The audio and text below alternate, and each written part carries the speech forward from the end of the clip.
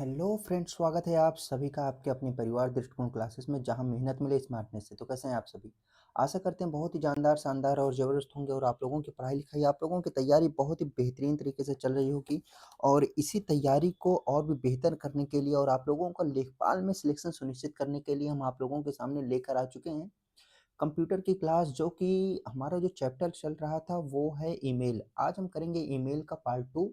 और हम आपको बता दें, कंप्यूटर ना सिर्फ लेखपाल में एक अहम भूमिका निभा रहा है, बल्कि आप अगर कोई भी एग्ज़ाम देने वाले हों, चाहे एसएससी सीजीएल, चाहे यूपी पुलिस, इसके अलावा चाहे यूपीएसआई देने वाले हों, साथ ही साथ अगर आप एचईओ का पेपर, अगर आप कोई भी ऐसा पेपर देने वाले हों जहाँ पर पेपर में जीएस पूछा जाएगा, तो वहाँ पर कंप्यूटर के क्वेश्चन आपको बहुत ही आसानी से 5 से 6 क्वेश्चन आसानी से देखने को मिल सकता है। और ये क्लास आप सभी लोगों के लिए बहुत इंपॉर्टेंट हो जाती है, क्योंकि हम इस क्लास में ना सिर्फ पढ़ते हैं बल्कि अपने अनकॉन्शियस माइंड में फिट करते हैं, इमेजेस के माध्यम से, कुछ ट्रिक के माध्यम से आपके माइंड में ये सेव कर देते हैं। तो चलिए देरी न करते हुए शुरुआत करते हैं आज की ज़बरदस्त क्लास को। और इसका जो प्लेलिस्ट है वो आपको, प्लेलिस्ट का जो लिंक है वो आपको नीचे डिस्क्रिप्शन बॉक्स में मिल जाएगा। साथ ही साथ ये पीडीएफ भी आपको टेलीग्राम लिंक पर मिल जाएगा, टेलीग्राम ग्रुप पर मिल जाएगा, जिसका लिंक आपको नीचे डिस्क्रिप्शन बॉक्स में मिल जाएगा। चलिए देरी न करते हुए शुरुआत करते हैं आज की ज़बरदस्त क्लास की, जो कि है ईमेल पार्ट 2 पर। चलिए, अगर हम बात करें, चलिए वो तो इंट्रो था। अगर हम बात करें कि एक ईमेल कैसे बनता है, तो याद रखिएगा एक ईमेल जो है, हमने इस बारे में चर्चा भी कर रखा था। एक ईमेल यूजर नेम और उसके जो सर्विस प्रोवाइडर है, जैसे इस ईमेल आईडी का सर्विस प्रोवाइडर कौन है? जीमेल। तो याद रखिएगा, यूजर नेम और डोमेन नेम से मिलकर बनता है। यूजर नेम और डोमेन नेम के बीच जो पुल का काम करता है वो कौन करता है? याद रखिएगा, एट द रेट करता है। कौन करता है? एट द रेट करता है। क्लियर है? ये बात हम कल चर्चा कर चुके हैं। अगली बात इसमें यह है कि एक जो ईमेल आईडी है उसमें मैक्सिमम कितने अल्फ़ाबेट हो सकते हैं? तो याद रखिएगा, मैक्सिमम जो है 320 अल्फ़ाबेट हो सकते हैं। कितने? मैक्सिमम 320 अल्फ़ाबेट हो सकते हैं। क्लियर है? चलिए हम बात कर लेते हैं। एक वैध ईमेल एड्रेस हमेशा पहले यूजर नेम, फिर एट द रेट और फिर उसके बाद डोमेन नेम का रहता है। मतलब इस फॉर्मेट में एक ऑथेंटिक ईमेल आईडी रहती है। क्लियर है? चलिए, अगर हम बात करें यूजर नेम हमने कल भी आपको बता रखा था कि यूजर नेम जो है वो बिल्कुल यूनिक होता है। आपको एक जैसा यूजर नेम ईमेल आईडी में, ये वाला जो पार्ट है, ये डोमेन नेम, ये सभी में समान मिलेगा। ये डोमेन जो है सभी में समान मिल सकता है, लेकिन ये यूजर नेम किसी और ईमेल आईडी का समान नहीं मिलेगा। मतलब एक जैसे दो यूजर नेम आपको कभी देखने के लिए नहीं मिलेगा। सुरक्षा और सर्वर नियमों के अनुसार एक ईमेल एड्रेस में अधिकतम, याद रखिएगा, कितने कैरेक्टर्स? 320 कैरेक्टर मिलते हैं। याद रखिएगा, 320 कैरेक्टर हो सकते हैं। क्लियर है? तो यहाँ से हमने 3 बातें देखी। नंबर 1, हमने देखा कि सही ईमेल आईडी का प्रारूप क्या होता है। पहले यूजर नेम, फिर एट द रेट, फिर सर्वर प्रोवाइडर जो होता है, डोमेन नेम। ठीक है? फिर हमने देखा कि सभी ईमेल आईडी सब क्या होते हैं? सब यूनिक होते हैं। क्या होते हैं? यूनिक होते हैं। क्लियर है? फिर हमने देखा कि एक ईमेल आईडी में मैक्सिमम कितने अल्फ़ाबेट या कितने कैरेक्टर हो सकते हैं? याद रखिएगा, 320 कैरेक्टर हो सकते हैं। क्लियर है यहाँ तक? आगे चलते हैं। चलिए, अगर हम ईमेल आईडी के और फीचर्स की बात करें तो याद रखिएगा, क्वेश्चन यहाँ से पूछा भी जाता है। चलिए, अगर हम बात करें कि किसी भी ईमेल क्लाइंट में लॉगिन साइन इन करने के लिए यूजर को अपनी ईमेल आईडी और पासवर्ड की आवश्यकता होती है। बिल्कुल, अगर हम बात करें कि अगर आपको अपने फ़ोन में, हम आपके मोबाइल फ़ोन की बात करेंगे क्योंकि वो आपके हाथ में है। अगर आपको अपने फ़ोन में क्या करना है, एक ईमेल आईडी लॉगिन करनी है, ठीक है? तो याद रखिएगा, उसके लिए हमें क्या आवश्यकता होगी? हमें आवश्यकता होगी यूज़र नेम की। याद रखिएगा, हमें जो है आवश्यकता होगी यूज़र नेम की आवश्यकता होगी और साथ ही साथ पासवर्ड की आवश्यकता होगी। क्लियर है? अगर हम बात करें कि लॉगिन के समय यूज़र नेम की पहचान, अब ये जो यूज़र नेम और पासवर्ड क्या है? यूज़र नेम है कि आप वही व्यक्ति हैं या नहीं, या फिर आप अपने ईमेल को इस फ़ोन में लॉगिन करना चाहते हैं कि नहीं, ठीक है? अब इसका सत्यापन कौन करेगा? सत्यापन आपका पासवर्ड करेगा। तो क्या है यूज़र नेम और पासवर्ड? लॉगिन के समय यूज़र नेम की पहचान को सत्यापित करने के लिए पूरी प्रक्रिया को ऑथेंटिकेशन कहा जाता है। याद रखिएगा, ऑथेंटिकेशन कहा जाता है। मतलब यूज़र नेम और पासवर्ड डालने की ये जो पूरी प्रक्रिया होती है, उसे ऑथेंटिकेशन कहा जाता है। याद रखिएगा, यही आपकी पहचान है। आगे चलते हैं। प्रमाणीकरण का सबसे बड़ा उद्देश्य आपका अकाउंट अनधिकृत पहुंच को सख्ती से रोकना है, मतलब कि और भी कोई और व्यक्ति आपके अकाउंट का एक्सेस ना कर सके। इसलिए आईडी के साथ साथ आपको क्या चीज़ और उसमें ऐड करना पड़ता है, पासवर्ड। क्लियर है? तो याद रखिएगा, यहाँ से हमने कौन कौन सी बात की। यहाँ से नंबर एक हमने बात किया कि लॉगिन कर किसी भी यूजर नेम, मतलब किसी भी मोबाइल में अगर आपको अपनी ईमेल आईडी लॉगिन करनी है तो आपको किसकी आवश्यकता होगी, आईडी की और पासवर्ड की। दूसरे नंबर पे हमने बात किया कि लॉगिन करते समय जो यूजर अपनी पहचान डालता है, मतलब ईमेल आईडी और पासवर्ड डालता है, उसे क्या कहा जाता है, ऑथेंटिकेशन कहा जाता है। फिर तीसरे नंबर पर हमने बात की कि यह किस लिए डाला जाता है, ताकि ये प्रमाण हो सके कि आप स्वयं अपनी, मतलब आप स्वयं अपनी पहचान किस में दर्ज कर रहे हैं, अपने फ़ोन में दर्ज कर रहे हैं, है ना? क्योंकि आपने क्या-क्या डाल दिया, आपने जो है आईडी और पासवर्ड को उस फ़ोन में फ़िल कर दिया। क्लियर है? आगे चलते हैं। अगला है हमारा सिंगल और मल्टी फैक्टर की बात करें, तो याद रखिएगा ये सिंगल और मल्टी फैक्टर क्या है? तो याद रखिएगा, आपने कभी एक बात नोटिस की होगी कि कभी आपको अपनी ईमेल आईडी जो है, ईमेल आईडी जो है, आपका फ़ोन ये है, फ़ोन नंबर 1, ये फ़ोन क्या हुआ, इसकी स्क्रीन बेकार हो गई, ठीक है? आपने दूसरा फ़ोन लिया, ठीक है, फ़ोन नंबर 2, इसमें अपनी क्या करनी है, इसमें अपनी ईमेल आईडी जो है फ़िल कर डालनी है। तब क्या होगा? एक एक तो सबसे पहले ये होता है सिंगल फैक्टर। सिंगल फैक्टर का मतलब है आप इस अपने फ़ोन में ईमेल आईडी डाल दिए और पासवर्ड डाल दिए। ये दोनों डालने के बाद जो है ये फ़ोन चलने लगा, ठीक? इसे कहेंगे सिंगल फैक्टर। क्लियर है? हम डबल फैक्टर की बात करते हैं कि डबल फैक्टर क्या होता है या मल्टी फैक्टर क्या होता है। तो याद रखिएगा, कभी-कभी क्या होता है, ईमेल आईडी में डबल फैक्टर सिक्योरिटी लगी होती है। उससे क्या होगा, आपका फ़ोन नंबर 1, मान लीजिए ये फ़ोन जो है ये टूट गया, स्क्रीन इसकी बेकार हो गई, इसमें आपकी ईमेल आईडी और पासवर्ड पहले से पड़ा हुआ था। क्लियर है? फिर आपने क्या किया, आपने दूसरा फ़ोन खरीद के लेकर आए। इसमें क्या है, अब ये ईमेल जो है किसमें लॉगिन करना है, फ़ोन नंबर दूसरे में लॉगिन करना है। क्लियर है? इसमें आपने क्या डाला, ईमेल आईडी डाल दिया और साथ में क्या डाल दिया, पासवर्ड डाल दिया। उसके बाद भी ईमेल आईडी पासवर्ड डालने के बाद भी क्या जाएगा, एक ओटीपी जाएगा, इस वाले ईमेल आईडी पे कि भैया आप ही हो कि नहीं, आप ही ईमेल आईडी पासवर्ड डाल रहे हो या कोई और आपका ईमेल आईडी और पासवर्ड चुरा लिया है और अपने फ़ोन में यूज़ करना चाहता है। इसीलिए क्या होगा, इस पर एक क्या आएगा, ओटीपी आएगा कि आप वो ओटीपी डालोगे तब इसमें लॉगिन होगा ये ईमेल आईडी, ठीक है? ओटीपी हो सकता है या फिर इसके अलावा फिंगर, मतलब बायोमेट्रिक हो सकता है ना? या फिर जो है बायोमेट्रिक हो सकता है, मतलब कुछ भी एक और, मतलब एक सेकंड लेयर सिक्योरिटी लगी होती है। तो याद रखिएगा, जो सिंगल फैक्टर है इसमें फर्स्ट लेयर सिक्योरिटी केवल आईडी और पासवर्ड डालने के बाद तुरंत ईमेल आईडी लॉगिन हो जाएगा, लेकिन जो मल्टी फैक्टर है इसमें ईमेल आईडी और पासवर्ड डालने के बाद भी डबल लेयर लगी होती है, मतलब आपको ओटीपी डालना पड़ेगा। ठीक है? क्लियर है? चलिए देख लेते हैं। जब लॉगिन केवल यूजर नेम पासवर्ड पर आधारित हो, केवल यूजर नेम और पासवर्ड आपका आधारित हो, ठीक, इसे कहते हैं सिंगल फैक्टर ऑथेंटिकेशन। क्लियर है? Single factor authentication. यही जब जो है पासवर्ड के साथ साथ, ईमेल आईडी और पासवर्ड के साथ साथ ओटीपी डालना पड़े या बायोमेट्रिक का प्रयोग करना पड़े, तो इसे कहते हैं टू फैक्टर ऑथेंटिकेशन। क्या कहते हैं? टू फैक्टर ऑथेंटिकेशन या मल्टी फैक्टर ऑथेंटिकेशन कहा जाता है। अब ये किस लिए किया जाता है? ये किया जाता है अपने डिवाइस को, है ना? अपने डिवाइस को और भी ज़्यादा सुरक्षित करने के लिए, हैक से बचाने के लिए 2 लेवल की सिक्योरिटी अपने ईमेल आईडी में डाली जाती है। 2 लेवल वाले सिक्योरिटी को क्या कहा जाता है? Multi factor authentication. Single layer security को क्या कहते हैं? Single factor authentication. क्लियर है? आगे चलते हैं। आगे चलते हैं। अगला है हमारा, चलिए देख लेते हैं यहाँ से हमने क्या-क्या चीज़ें देखी। यहाँ से हमने देखा कि सिंगल लेयर ऑथेंटिकेशन और मल्टी फैक्टर ऑथेंटिकेशन के बारे में। आगे चलते हैं।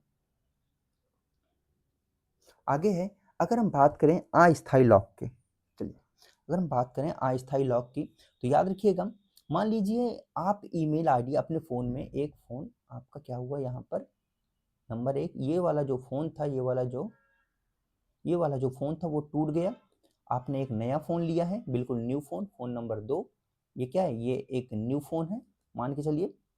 सोचिए कि आपने क्या किया कि इसमें आप ईमेल आईडी और पासवर्ड डाल रहे हैं, अपनी आईडी आपने डाल दिया, पासवर्ड डाल रहे हैं, लेकिन पासवर्ड बार बार रॉन्ग बता रहा है, आप शायद पासवर्ड भूल चुके हैं।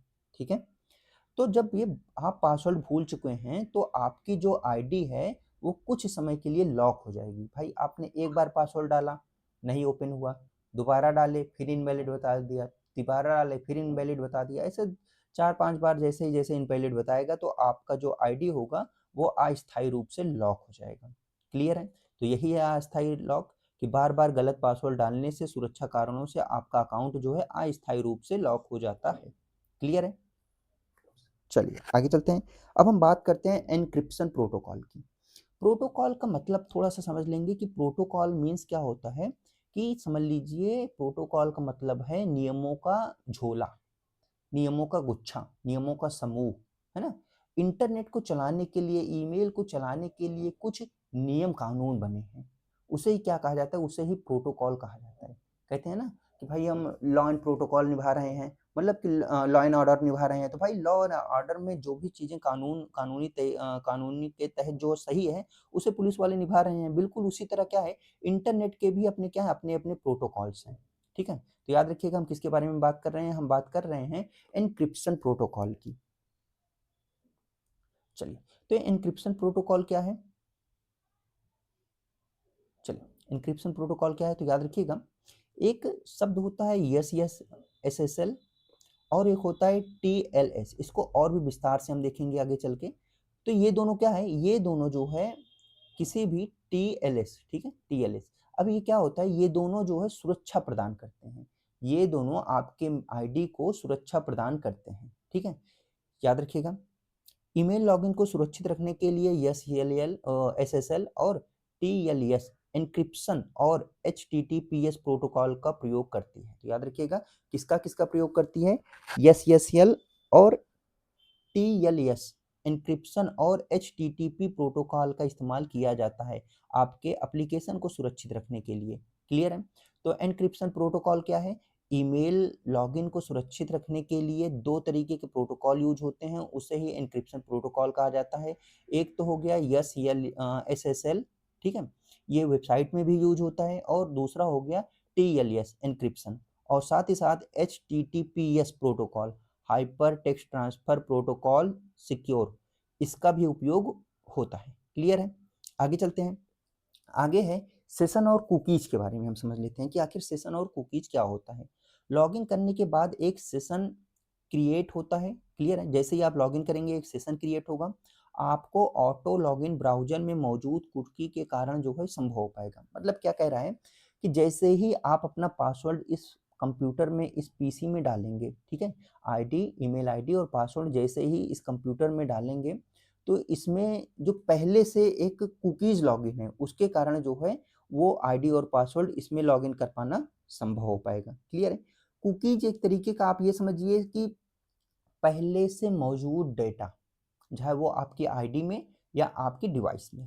क्लियर है? आगे चलते हैं। अगला है हमारा, चलिए आगे हमारा कि फिशिंग क्या है। देखिए, आपकी ईमेल आईडी को जब पासवर्ड को जब एक साथ उपयोग किया जाता है तो लॉगी क्या होता है, चलिए अगर हम बात करें कि एग्जाम्पल से समझते हैं, आपने अपनी आईडी को इस फ़ोन में डाल दिया, ठीक है, और अपने आपने अपनी आईडी को फ़ोन नंबर 1 और फ़ोन नंबर 2 दोनों फ़ोन में डाल रखा है। जब आप इसे एक साथ उपयोग करेंगे, सेम आईडी पासवर्ड है ना, सेम आईडी और पासवर्ड इसमें भी डाले हैं, सेम आईडी और पासवर्ड जो है इसमें भी डाले हैं, क्योंकि अभी स्क्रीन, आप ये समझिए जो हमारा पहला फ़ोन था उसकी स्क्रीन हमें दिख रही है, तो हमने क्या किया है, दोनों में सेम आईडी और पासवर्ड डाल दिए हैं। क्लियर है?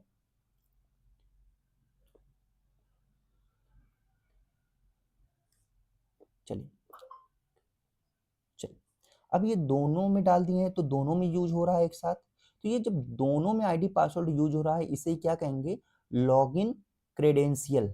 क्या कहा जाएगा, लॉगिन क्रेडेंशियल कहा जाएगा। क्लियर है? जब एक ईमेल आईडी पासवर्ड समान समय में दो दो डिवाइस में चलाया जाए तो इसे लॉगिन क्रेडेंशियल कहा जाता है। क्या कहा जाता है, लॉगिन क्रेडेंशियल कहा जाता है। क्लियर है? तो याद रखिएगा, आपकी ईमेल आईडी और पासवर्ड जब एक साथ उपयोग किया जाए तो इसे लॉगिन क्रेडेंशियल कहा जाता है। क्लियर है? अपनी सेम लॉगिन आईडी पासवर्ड को दो डिवाइस में समान समय पर यूज करना ही लॉगिन क्रेडेंशियल कहा जाता है। क्लियर है?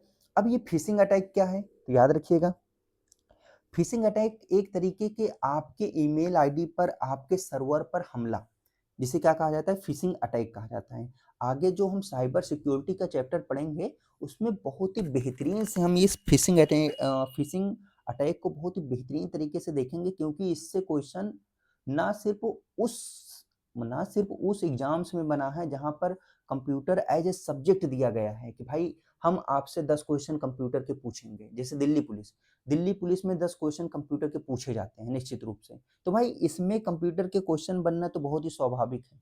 लेकिन जो यूपी पुलिस का एग्जाम है, यूपीपी का एग्जाम था पिछली बार 2024 वाला, 2024 और 2025 वाला जो एग्जाम था, उसमें फिशिंग अटैक, इसके साथ साथ मालवेयर क्या होता है, मतलब कंप्यूटर के 6 से 7 क्वेश्चन पूछे गए थे। और 6 से 7 क्वेश्चन किसी भी एग्जाम में, किसी भी परीक्षा के लिए सिलेक्शन सुनिश्चित करने वाला जो है प्रश्न बन जाता है ना? तो उसमें नॉन स्टॉप ये फिशिंग अटैक से क्वेश्चन पूछा गया था। चलिए देखते हैं फिशिंग अटैक क्या है। इन हमलों का उद्देश्य धोखे से यूजर की लॉगिन आईडी डिटेल चुराना और प्रमाणीकरण करना कि असफल होने पर इनबॉक्स का एक्सेस नहीं मिलता। तो याद रखिएगा, फिशिंग अटैक का मेन उद्देश्य क्या होता है कि चीटिंग करके आपके जितने भी लॉगिन डिटेल्स हैं उसे चुराना ही क्या होता है, वो चुराना होता है फिशिंग अटैक। क्लियर है? मान लीजिए लॉगिन आईडी पासवर्ड नहीं मिला तो आपके जो इनबॉक्स है, आपका जो मैसेज आया हुआ है, उसे एक्सेस नहीं किया जा सकता। क्लियर है? आगे देखते हैं पब्लिक कंप्यूटर जोखिम। किसी भी सार्वजनिक कंप्यूटर पर रिमेंबर मी विकल्पों को चुनना बिल्कुल सुरक्षित नहीं माना जाता है। जाहिर सी बात है, अगर हम कोई भी कोई भी ऐसी वेबसाइट है, आप किसी भी वेबसाइट में अगर जाते हैं तो वहां पर आपसे कुछ परमिशन मांग लेता है। परमिशन की मीन्स क्या मांग लेता है कि क्या नया नोटिफिकेशन आने के बाद हम आपको अपडेट कर सकते हैं। तो आप किसी भी पब्लिक कंप्यूटर, याद रखिएगा, किसी भी पब्लिक नेटवर्क पर आप ये जो परमिशन दे देते हैं, ये आपके डिवाइस के लिए बहुत ही खतरनाक माना जाता है। कि रिमेंबर मी है ना, तुरंत रिमेंबर मी का ऑप्शन आता है कि जैसे ही आप मान लीजिए आप कोई प्रोडक्ट खरीदने के लिए किसी भी नॉर्मल वेबसाइट पर चले गए, ठीक है? मान लीजिए ये कोई लोकल वेबसाइट है, आप वहाँ पर चले गए, लेकिन प्रोडक्ट क्या हुआ, प्रोडक्ट आउट ऑफ स्टॉक हो गया। फिर नीचे ऑप्शन आपको दे देगा कि रिमेंबर मी का मतलब है कि जैसे ही इन स्टॉक होगा, स्टॉक में इनके पास प्रोडक्ट आ जाएगा, तो ये आपके पास मैसेज कर देंगे। क्लियर है? तो इसमें क्या है कि किसी भी जो पब्लिक वेबसाइट होती है या फिर जो भी बाहरी वेबसाइट होती है जो ऑथेंटिक नहीं होती, उसमें रिमेंबर मी का ऑप्शन दिया जाता है, लेकिन उसे क्लिक करना जोखिम भरा हो सकता है आपकी आईडी के लिए। क्लियर है? आगे चलते हैं। तो यहाँ से हमने 3 चीज़ें देखी। एक, बार-बार एक साथ 2 डिवाइस में लॉगिन आईडी प्रयोग करने पर उसको क्या कहते हैं, याद रखिएगा, क्रेडेंशियल्स कहा जाता है। क्लियर है? हमने फिशिंग के बारे में देख लिया और हमने ये भी देखा कि पब्लिक कंप्यूटर जोखिम भरा हो सकता है बार-बार ईमेल आईडी लॉगिन करने पर। क्लियर है? चलिए, अब हम आपको कुछ चीज़ें समझाते हैं। चलिए, हमने ऐसे एग्जाम्पल दे दिया है, ठीक है? अगर हम बात करें कि यहाँ पर मान लीजिए हम लिख देते हैं कोई भी ईमेल आईडी XYZ, ठीक है? XYZ@gmail.com, यहाँ पे लिखा है मान लीजिए RWA@gmail.com, RWA@gmail.com। ये कहीं ना कहीं समान हो सकते हैं, है ना? समान हो सकते हैं, एक हो सकते हैं, आप ये डाल सकते हैं, है ना? इसको डालने के बाद खुल जाएगा, लेकिन ये कहीं ना कहीं समान हो सकते हैं। लेकिन अगर हम बात करें किसकी, पासवर्ड की बात करें, तो पासवर्ड भले ही आप ये डाल दीजिए, है ना? ये डाल दीजिए, मान लीजिए अगर आपका एक पासवर्ड ये है, आपने पासवर्ड जो है रियल पासवर्ड क्या डाला है, XYZ स्मॉल में, है ना, @1 2 3, और यहाँ पर आप क्या कर दीजिए, कैपिटल कर दीजिए XYZ @1 2 3, ठीक है? आप मान लीजिए इसे क्या कर दीजिए, कैपिटल कर दीजिए। ये दोनों बात एक नहीं है, भले ही सेम लिखा हुआ है, लेकिन इसमें स्मॉल है, इसमें कैपिटल है। पासवर्ड आपका जो है या फिर ईमेल आईडी आपकी नहीं खुलेगी। क्यों नहीं खुलेगी? ये दोनों बात समान नहीं है। तो क्लियर है कि मतलब कि ईमेल आईडी में कैपिटल स्मॉल समान होता है, लेकिन पासवर्ड में ये दोनों चीज़ें एक बात नहीं होती, समान नहीं होता है। अगर आपने रियल पासवर्ड में स्मॉल लेटर का डाला है तो आपको स्मॉल लेटर का ही डालना पड़ेगा। इस पूरे स्लाइड में यही बात पूरा लिखा हुआ है। क्लियर है? चलिए अब हम देख लेते हैं। ईमेल आईडी के केस में सेंसिटिव चलिए सेंसिटिव चलिए सेंसिटिव नहीं होती है। उदाहरण के लिए जैसे मान लीजिए एक ईमेल आईडी है rwa@gmail.com, कैपिटल में rwa@gmail.com। ये क्या है? ये एक तरीके का समान आप मान सकते हैं। क्लियर है? लेकिन अगर पासवर्ड की बात करें, आपने एक में पासवर्ड दिया है कैपिटल और अगर आप स्मॉल में डालेंगे तो भले ही आपको देखने में समान लग रहा है, आप भी इसे RWA ही पढ़ेंगे, यहाँ पर भी RWA ही पढ़ेंगे, या फिर XYZ यहाँ पर लिखा है और यहाँ पर स्मॉल में XYZ लिखा है, तो भले ही आप इसे XYZ पढ़ेंगे, लेकिन ये दोनों बात समान नहीं है। आप अगर पासवर्ड में अगर कैपिटल XYZ डाले हैं, अगर और ओपन करते समय आप स्मॉल में डालेंगे तो कभी नहीं ओपन होगा। क्लियर है? आगे देखते हैं। सुरक्षा की दृष्टि से टाइप करते समय ईमेल लॉगिन पेज पर पासवर्ड कैरेक्टर्स, मतलब ये कह रहा है कि जो लॉगिन करने पर, है ना, ऊपर आपने ईमेल आईडी डाल दिया, है ना, ऊपर आपने जो है आईडी डाल दिया, नीचे जब आप पासवर्ड डालेंगे तो पासवर्ड ऐसे हिडन रहेगा। पासवर्ड जो है हिडन रहेगा, मतलब जो बाय डिफ़ॉल्ट रहता है वो हिडन रहता है। आप चाहें इसे देख भी सकते हैं। कैसे देख सकते हैं? यहाँ पर एक आँखी जैसा ऐसे निशान बना रहता है। अगर ये क्रॉस है तो समझ लीजिए हिडन है, अगर ये क्रॉस नहीं है तो समझ लीजिए आप पासवर्ड देख सकते हैं। क्लियर है? आगे चलते हैं। अगला है कि आखिर आप कैसा पासवर्ड बनाएँ जिससे पासवर्ड जल्दी कोई भी क्रैक ना कर सके, है ना? तो याद रखिएगा पासवर्ड में जो है small letter, capital letter, numeric, है ना, और साथ ही साथ न्यूमेरिक के कुछ सिंबल भी ऐड होना चाहिए। ऐसे अगर पासवर्ड बनेगा तो बहुत ही स्ट्रॉन्ग पासवर्ड माना जाता है। क्लियर है? याद रखिएगा एक मजबूत पासवर्ड कम से कम कितने कैरेक्टर का होना चाहिए? 8 कैरेक्टर का होना चाहिए। कितने? 8 कैरेक्टर का होना चाहिए। मतलब जैसे आपको पासवर्ड ऐसे बनाना है। कैसे? मान लीजिए आपका नाम, मान लीजिए अपना ही नाम से हम पासवर्ड बनाते हैं, तो कैसे? CHANDRA, ये हो गया एक कैपिटल, बाकी सब स्मॉल, फिर एक सिंबल का यूज कर देंगे, मान लीजिए @ फिर हम न्यूमेरिकल का यूज कर दें 1 2 3 4 5 6, है ना? तो ये हो गया एक स्ट्रॉन्ग पासवर्ड जिसमें ये तीनों चीज़ें मौजूद हो। कौन कौन से? कैरेक्टर्स हों, अल्फ़ाबेट हो, है ना? ये तो 8 कैरेक्टर, मतलब कि 8 कैरेक्टर का हो कम से कम, अल्फ़ाबेट हो उसके अंदर, न्यूमेरिक हो और साथ ही साथ कुछ सिंबल भी होना चाहिए। क्लियर है? लेटर्स का मतलब है कि ए से जेड तक, है ना? बड़े अक्षर और छोटे अक्षर ए से जेड तक। नंबर्स का मतलब 1 से 9 तक और साथ ही साथ कुछ स्पेशल सिंबल जैसे हैज़, डॉलर और परसेंटेज। कुछ भी सिंबल आप लगा सकते हैं स्ट्रॉन्ग पासवर्ड बनाने के लिए। क्लियर है यहाँ तक? ये सारी चीज़ें बहुत ही बेसिक है जो आप अपने जीवन में रोज़ कर रहे होंगे। क्लियर है? आगे चलते हैं। आगे है कि पासवर्ड पासवर्ड होना कैसे चाहिए? पासवर्ड मैनेज कैसे होना चाहिए या पासवर्ड कैसे होना चाहिए? तो याद रखिएगा, पासवर्ड ऐसे बिल्कुल नहीं होना चाहिए जिसे गेस किया जा सके। जैसे कि आप अपने नाम पर पासवर्ड मत रखिए। जो जिस नाम से ईमेल आईडी बनाए हैं उस ईमेल आईडी के नाम पर पासवर्ड मत रखिए। पासवर्ड ऐसे रखिए कि कोई इमेजिन ही ना कर पाए कि हाँ, ये पासवर्ड हो सकता है। क्लियर है? तो याद रखिए पासवर्ड आसानी से अंदाज़ा लगाने वाला नहीं होना चाहिए, है ना? ऐसा पासवर्ड ना हो कि आपकी ईमेल आईडी देखते ही तुरंत अंदाज़ा लग जाए कि भाई यही हो सकता है पासवर्ड, है ना? आगे इनमें यूज़र का नाम, ईमेल आईडी बिल्कुल भी शामिल नहीं होना चाहिए, है ना? अगर आप यूज़र नेम से कोई भी पासवर्ड बनाएँगे तो लोग अंदाज़ा लगाकर उसे ओपन कर सकते हैं। आप अपने नाम से बनाएँगे तब भी लोग उसे ओपन कर सकते हैं। तो पासवर्ड ऐसा रखिए कि लोग इमेजिन ही ना कर पाएँ या फिर जो फ़िशर है वो इमेजिन ही ना कर पाए कि आखिर इसका पासवर्ड क्या हो सकता है। आगे चलते हैं। पासवर्ड पासवर्ड रिकवरी की अगर हम बात करें तो मान लीजिए आपने आपका जो एक फ़ोन ये था, है ना? एक सेकंड, एक फ़ोन ये था, एक फ़ोन ये था, इसकी स्क्रीन खराब हो गई थी, इसकी स्क्रीन चलने आपने ये नया फ़ोन ले लिया, है ना? और आपने क्या किया, इसका पासवर्ड भूल गए हैं। इसमें जो है आपको आईडी तो याद है, आईडी याद है लेकिन जो है पासवर्ड भूल गए हैं। आपने इसमें आईडी तो डाल दी लेकिन पासवर्ड तो भूल चुके हैं। तब किस पर जाएँगे पासवर्ड रिकवर करने के लिए? तब आप जाएँगे फॉरगेट पासवर्ड पर। अब ये फॉरगेट पासवर्ड पर क्या होगा? जैसे ही आप फॉरगेट पासवर्ड पर जाएँगे तो तुरंत आपका जो पासवर्ड है वो रिकवरी होगा और आपकी ईमेल आईडी पर ओटीपी भेजकर नए पासवर्ड की रिक्वायरमेंट करेगा कि आप जो है अपने नया पासवर्ड सेट कर दीजिए 2 बार। ऐसे 2 बॉक्स रहेंगे, दोनों में जो है नया पासवर्ड सेट करना होगा सेम, है ना? तो आपका नया पासवर्ड सेट हो जाएगा। क्लियर है? तो तो वही कह रहा है कि यदि आप पासवर्ड भूल जाते हैं तो अकाउंट वापस पाने के लिए फॉरगेट पासवर्ड विकल्प का प्रयोग कर सकते हैं। क्लियर है? चलिए आगे बात करते हैं। एक ही पासवर्ड को कई अकाउंट में उपयोग नहीं करना चाहिए बिल्कुल।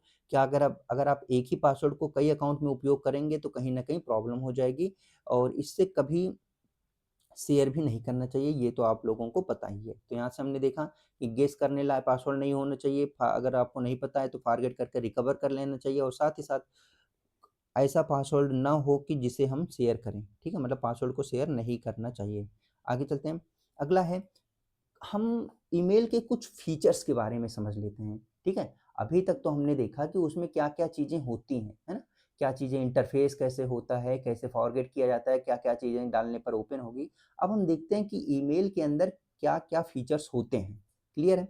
चलिए, सबसे पहले एक फीचर्स होता है आपका कंपोज का। किसका? कंपोज का। अब ये कंपोज क्या है?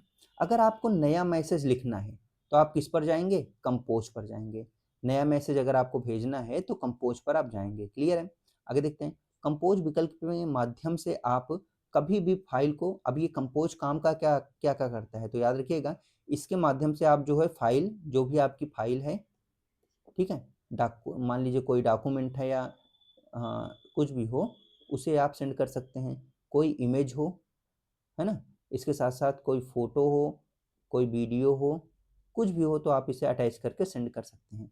अगला हमारा इनबॉक्स क्या होता है? इनबॉक्स वो मैसेज होता है जो हमें कोई भी ईमेल आईडी के थ्रू हमारे पास भेजे।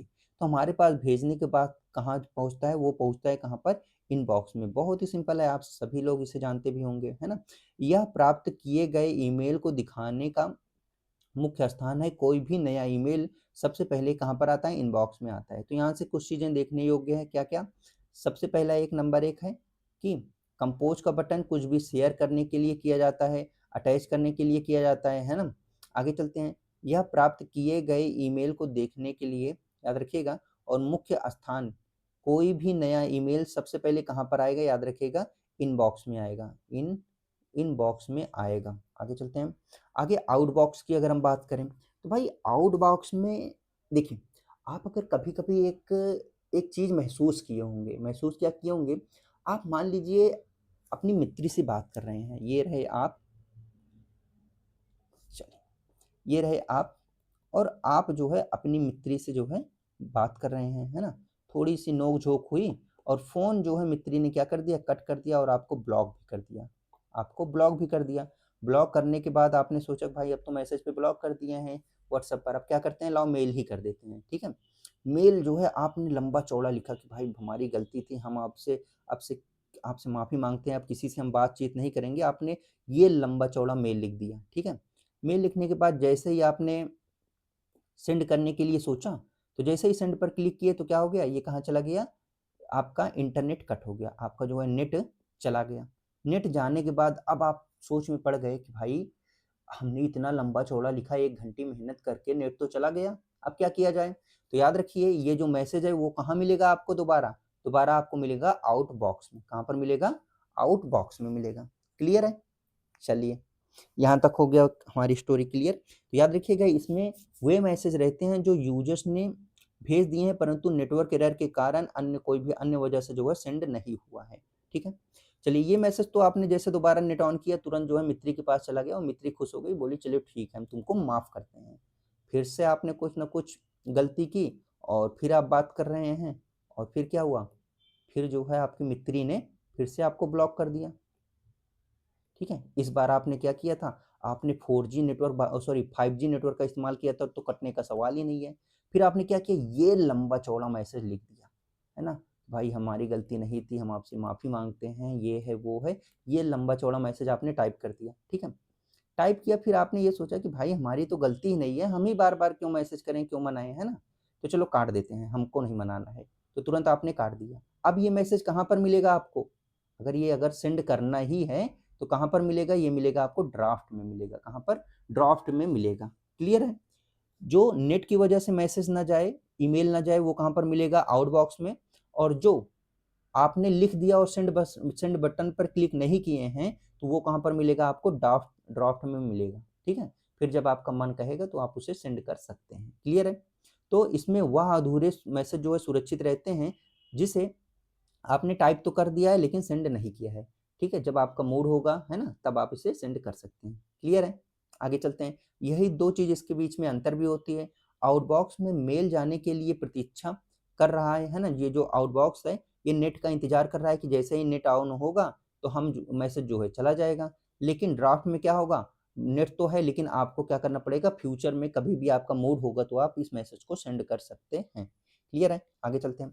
आगे हम कुछ चीज़ों के बारे में और समझ लेते हैं कि उसमें और क्या चीज़ें होती हैं ईमेल में। तो भाई ईमेल में होता है जंक बॉक्स, क्या होता है, एक स्पैम बॉक्स होता है या जंक बॉक्स होता है। अब इसमें क्या होता है कि मान लीजिए कि आप जो है आप फ्लिपकार्ट पर कुछ बाई कर लिए, है ना, बाई कर लिए, मान लीजिए आप जो है एक बुक बाई किए हैं।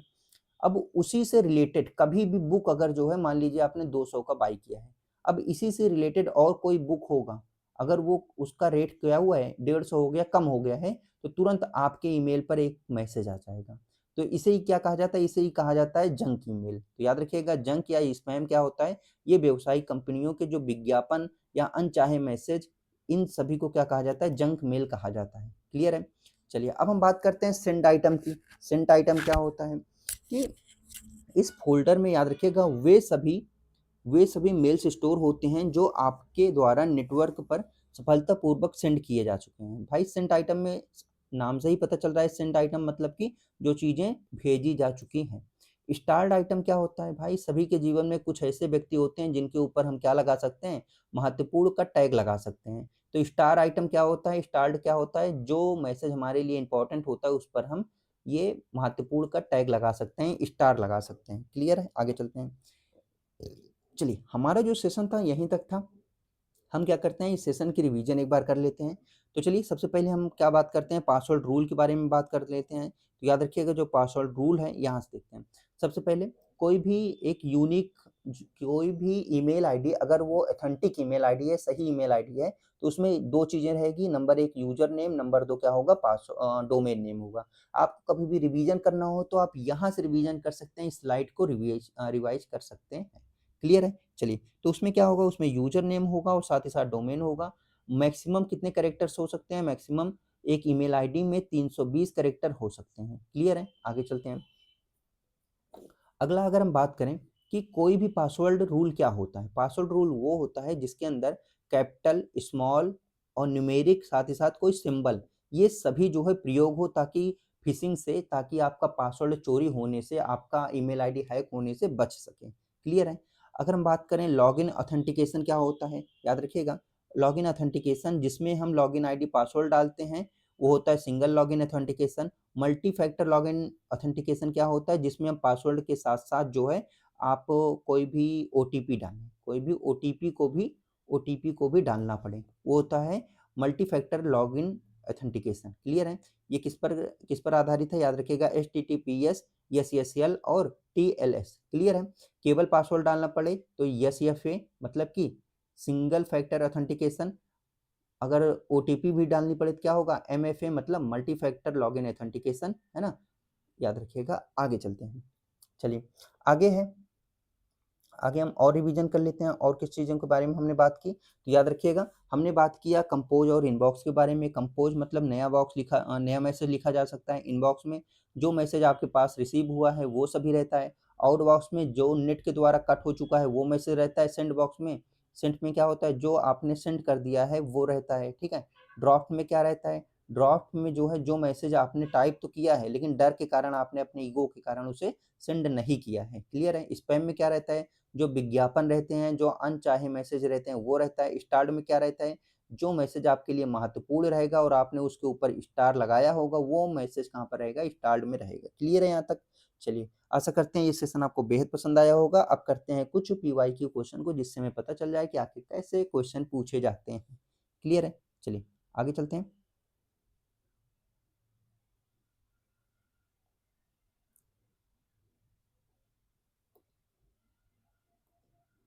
चलिए सबसे पहले हमारा क्वेश्चन है, कह रहा है कि ईमेल एड्रेस में अधिकतम कितने कैरेक्टर्स हो सकते हैं। तो याद रखिएगा ईमेल एड्रेस में अधिकतम कितने कैरेक्टर्स हो सकते हैं, तो 320 कैरेक्टर। याद रखिएगा। आगे है निम्नलिखित में से कौन सा फोल्डर उन ईमेल को स्टोर करता है जो बनाए गए, मतलब जो बनाए गए हैं लेकिन अभी तक भेजे नहीं गए हैं। तो भाई बनाया तो गया है लेकिन भेजा नहीं गया है, तो बताइएगा आपका ऑप्शन नंबर 1 है इनबॉक्स, बी है, देखिएगा कौन सा सही होगा। चलिए, तो इनबॉक्स में क्या रहता है, इनबॉक्स में वे मैसेज रहते हैं जो किस आपके लिए आए हैं, है ना, आपके द्वारा रिसीव किए गए हैं, ठीक है। मतलब आपके पास जो मैसेज आए हैं वो कहाँ पर रहेगा, इनबॉक्स में रहेगा। सेंड मैसेज में वो आइटम रहेगा जो आपने सेंड कर दिया है, ठीक है। ड्राफ्ट में वो मैसेज रहेगा जो आपने टाइप तो कर दिया अपने मित्र के लिए लेकिन अभी तक सेंड नहीं किया है। तो आपका कौन सा ऑप्शन सही हो जाएगा, ऑप्शन नंबर सी। स्पैम में वो मैसेज रहते हैं जो आप जो व्यावसायिक रूप से ऐड करने के लिए आपके पास आ गए हैं, जो अनचाहे मैसेज होते हैं वो कहाँ पर रहते हैं, वो रहता है स्पैम में। तो आपका सही ऑप्शन होगा ऑप्शन नंबर सी। आगे चलते हैं, अगला हमारा क्या कि ईमेल एड्रेस। देखिए पूछा हुआ ये क्वेश्चन है, ईमेल एड्रेस में gmail.com क्या है। ये एक ईमेल एड्रेस है student@gmail.com, इसमें gmail.com क्या है, यूजर नेम है, बिल्कुल नहीं, यूजर नेम तो ये है स्टूडेंट है, ये क्या है, ये है यूजर आईडी, क्या है, ये है यूजर आईडी, बिल्कुल नहीं, तो ये क्या है, ये है डोमेन, क्या है, डोमेन। पासवर्ड क्या होता है, पासवर्ड वो होता है जो 8 कैरेक्टर का होता है और हम बनाते हैं, और बहुत ही स्ट्रॉन्ग बनाने के लिए हम कैपिटल का भी इस्तेमाल करें, स्मॉल का भी इस्तेमाल करें, सिंबल का भी इस्तेमाल करें और साथ ही साथ न्यूमेरिकल का भी इस्तेमाल करें, ये होता है पासवर्ड, क्लियर है। प्रोटोकॉल क्या है, प्रोटोकॉल है नियमों का गुच्छा, है ना। कुछ कोई भी चीज चलाने के लिए, चाहे वो कोई संस्थान हो या कुछ भी चलाने के लिए हमें नियम की आवश्यकता होती है, उसी तरह इंटरनेट के लिए भी हमें नियम की आवश्यकता होती है, तो जिसे हम प्रोटोकॉल कहते हैं। अगला है question number 4, email login, email login में यूजर्स की पहचान सत्यापित करने की प्रक्रिया क्या कहलाती है। तो भाई यूजर्स की जो पहचान है उसे सत्यापित करने की जो प्रक्रिया होती है उसे क्या कहा जाता है, तो याद रखिएगा क्या कहा जाएगा, ऑथेंटिकेशन कहा जाएगा, क्या, ऑथेंटिकेशन कहा जाएगा। आगे चलते हैं, अगला है अनवांटेड या, चलिए, जो अनवांटेड होते हैं जैसे विज्ञापन हो गए, है ना, विज्ञापन हो गया, किसी का ऐड हो गया, या फिर जो है हम कोई सामान खरीदे हैं उसका अगर मेल आया है वो कहाँ पर रहेगा, तो याद रखिएगा वो होता है जंक मेल होता है, वो जंक के पास रहेगा, स्पैम के पास रहेगा, वो स्पैम मेल होता है। आगे, नया ईमेल लिखने और भेजने के लिए किस बटन विकल्प का प्रयोग किया जाता है, तो भाई नया ईमेल भेजने भेजने के लिए किसका उपयोग किया जाएगा, रिप्लाई का उपयोग किया जाएगा, क्लियर है। इसमें थोड़ा सा देख लेते हैं, ड्राफ्ट में क्या रहेगा, ड्राफ्ट में वो ईमेल रहेगा जो आपने टाइप तो कर दिया है लेकिन अभी तक सेंड नहीं किए हैं, सेंड नहीं किए हैं, वो ईमेल इसके अंदर रहेगा। ट्रांस में क्या रहेगा, जो मैसेज आप डिलीट कर दिए हैं वो मैसेज इसके अंदर रहेगा, ठीक है। इनबॉक्स में क्या रहेगा, जो मैसेज आपके पास आए हैं चाहे वो रीड हुए हैं चाहे या फिर रीड नहीं हुए हैं वो कहाँ पर रहेगा, वो रहेगा इनबॉक्स में, क्लियर है। आगे चलते हैं, क्या है कि नया ईमेल लिखने और भेजने के लिए किस बटन विकल्प का प्रयोग किया जाता है, किसका, कंपोज का। भाई नया बटन, आप नया मेल लिखना है या सेंड करना है तो किसका इस्तेमाल करेंगे, कंपोज का, क्लियर है।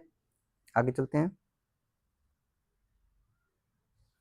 चलिए, रिप्लाई क्या है, आपके पास कोई मेल आया है और आप उससे उत्तर देना चाहते हैं तो रिप्लाई का उपयोग करेंगे। फॉरवर्ड क्या है, सेम मैसेज किसी और के पास भेजना है तो फॉरवर्ड का उपयोग करेंगे। सेंड क्या है, सेंड कोई भी मैसेज आप सेंड करना चाहते हैं तो वो होगा सेंड, चला जाएगा, ठीक है। कंपोज सेंड में अंतर ये है कि आप ये बिल्कुल शुरुआत से मैसेज लिखेगा और कोई भी चीज़ अटैच कर पाएंगे। ईमेल में जो उपयोग होता है वो कंपोज का इस्तेमाल किया जाता है। आगे चलते हैं, जो ईमेल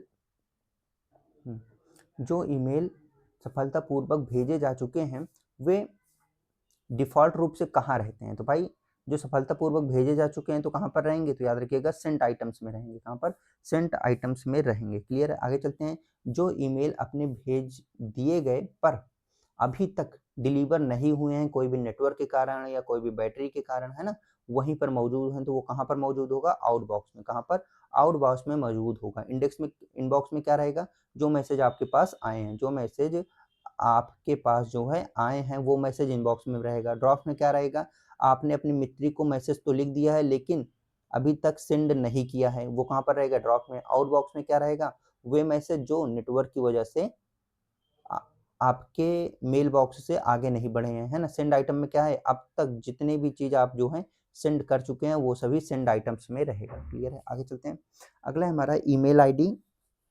अगला है ईमेल आईडी पर पासवर्ड को एक साथ क्या कहा जाता है? ईमेल आईडी और पासवर्ड जो होता है उसे एक साथ क्या कहा जाता है? चलिए बताइएगा कि ईमेल आईडी और पासवर्ड को एक साथ क्या कहा जाता है? तो याद रखिएगा ईमेल आईडी और पासवर्ड को लॉगिन आईडी, चलिए क्या कहा जाएगा? Option number A, login ID credentials कहा जाता है। आगे चलते हैं। ईमेल में, चलिए ईमेल में फेवरेट या फिर कोई भी महत्वपूर्ण मतलब कोई भी इंपॉर्टेंट मेल हो उसको किससे मार्क किया जाता है? उसके फीचर्स का क्या नाम है? कौन से फीचर्स का उपयोग किया जाता है? तो किससे करेंगे? स्टार्ट, स्टार्स, किससे? स्टार से, मतलब उस पर स्टार बना देंगे। आगे चलते हैं। अगला है फिशिंग अटैक का मुख्य उद्देश्य क्या होता है? जो फिशिंग अटैक होता है उसका मुख्य उद्देश्य क्या होता है? कंप्यूटर में वायरस डालना, या फिर यूजर की लॉगिन डिटेल और संवेदनशील जानकारी चुराना, ईमेल आईडी डिलीट करना, ईमेल स्पीड स्लो करना। नहीं, ना तो स्लो करना होता है, ना तो ईमेल डिटेल चुराना होता है, क्या ना तो कंप्यूटर में वायरस डालना। क्या होता है?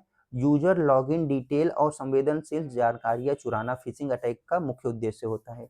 ईमेल अकाउंट में ऑटो लॉगिन किसकी मदद से संभव है? भाई ऑटो लॉगिन किसकी मदद से संभव है?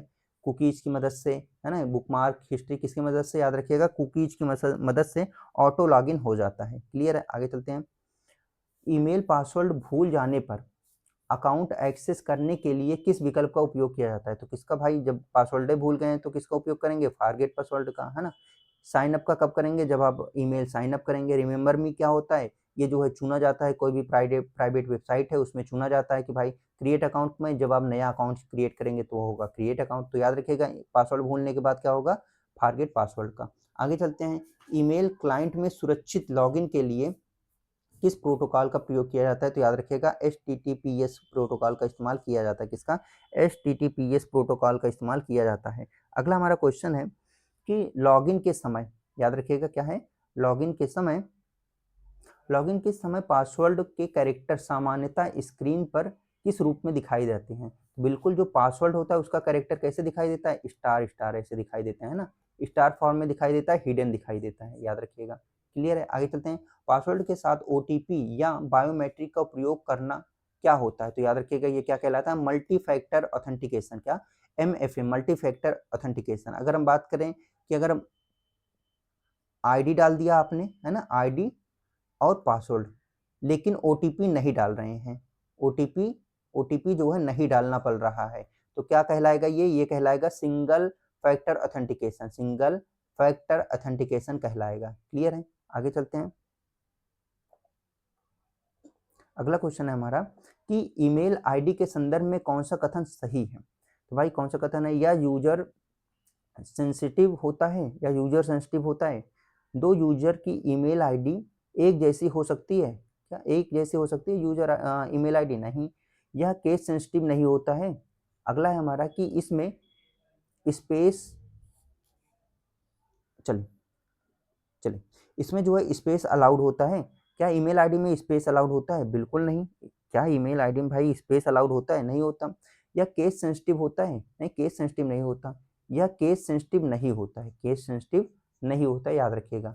आगे है हमारा, चलिए अगला क्वेश्चन है, ईमेल आते ही सबसे पहले किस फोल्डर में जाएगा? तो भाई किस में जाएगा? सेंड में। क्या है? जो चीजें आप सेंड किए हैं वो चीजें रहती हैं। आउट बॉक्स में क्या रहता है? जो चीजें आप सेंड तो कर रहे हैं लेकिन नेट कटने की वजह से, मोबाइल ऑफ होने की वजह से नहीं जा पाया मैसेज, वो कहाँ रहेगा? आउट बॉक्स में। जो चीजें आप जो है डिलीट कर दिए, मिटा दिए हैं, वो कहाँ पर रहेगा? तो याद रखिएगा वो रहेगा ट्रांस में।